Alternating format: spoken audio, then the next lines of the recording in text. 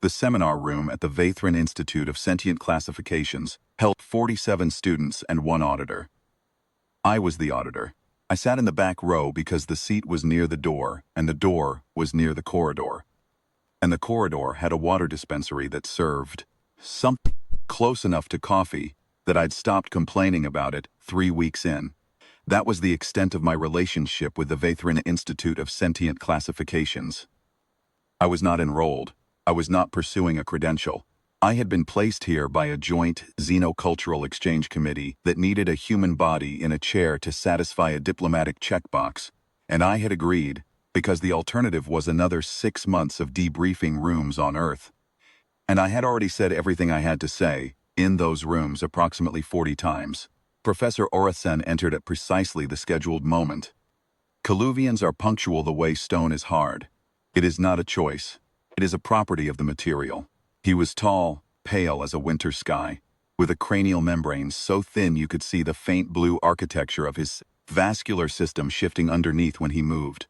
His notation nodes, the bioluminescent clusters along his jawline that Kelluvians use to signal academic authority, were pulsing a steady amber, confident, settled, ready to instruct. He pulled up the day's topic on the seminar display. Spectral consciousness, theoretical frameworks, and the myth of non-corporeal sentience.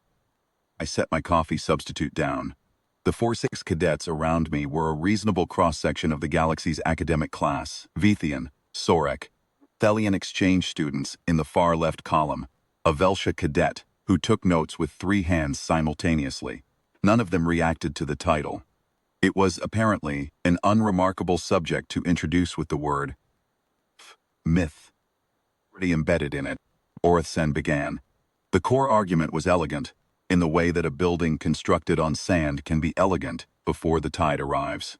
His position, non-corporeal entities, beings without fixed biological substrate, existing in or as fields of organized energy, appeared in the mythological torrent of 11 documented species. They were consistent across cultures. They were vivid.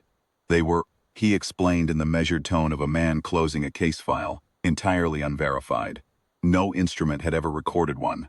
No specimen had ever been catalogued. The Vathrin Institute itself had a standing classification committee for theoretical life forms, and that committee's folder on spectral consciousness contained, he informed us, exactly 0 confirmed entries. He paused to let that land. Cadets wrote it down. The Velsha used all 3 hands. I opened my field manual. It is not a glamorous object. It is a standard Earth emergency contact field binder, the kind distributed to threshold response specialists before deployment, with a water-resistant cover and color-coded tabbed sections. Mine had been rebound twice. The spine was held together with 2 strips of industrial tape, and what I choose to believe was optimism. I had written most of it myself. In the field, during the 4 years I had spent as a Tier 2 contact specialist with the Earth Interstitial Response Division. A department that, technically speaking, did not appear on any official government directory. We handled the calls that other departments forwarded when they ran out of frameworks. Orathen moved to his second point. The 11 mythological records, he explained, shared a revealing structural flaw.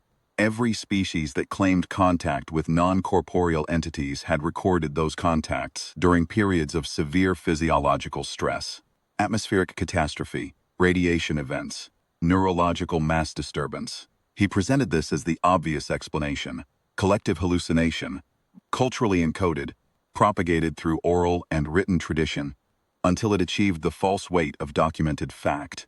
To tab C of my manual, tab C was titled Initial Contact Protocols, Non-Hostile Spectral Class, Standard and Variant Environments. Was 41 pages long. I had revised it 9 times. The professor moved to his third point, which concerned the thermodynamic impossibility of sustained, non-corporeal organization. Energy without substrate disperses. Consciousness without a biological anchor cannot maintain coherent pattern. It was, he said, simply physics. Tab F. Energy signature mapping. Recording non-corporeal presence without purpose-built instrumentation. 12 pages. Appendix with field diagrams. I had written the appendix during a layover in a contact site in the Norwegian Highlands, by hand, in a notebook I had subsequently lost and then found inside a wall. I was not at this point attempting to be disruptive. I was reading. I read quietly. I read the way a man reads something he has read many times before. Not for new information, for the specific comfort of finding that the information has not changed. My notes were accurate in 2021, and they were accurate now. And Professor Orisen's lecture was proceeding in a direction that made them more relevant by the sentence. He assigned the framework exercise at the 40-minute mark. The cadets were to draft a theoretical classification schema for non-corporeal consciousness, operating under the premise that such entities did exist as an academic exercise in taxonomic methodology. The point, he explained, was not to validate the myth, to practice the classification architecture. He walked the room while they worked. He reached me last. I was not drafting a theoretical schema.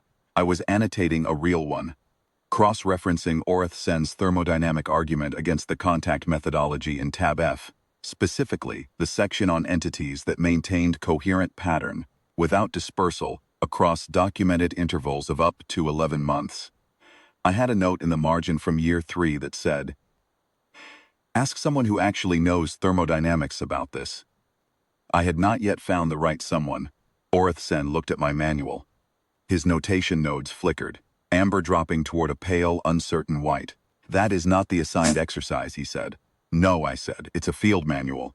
Silence from the cadets around us.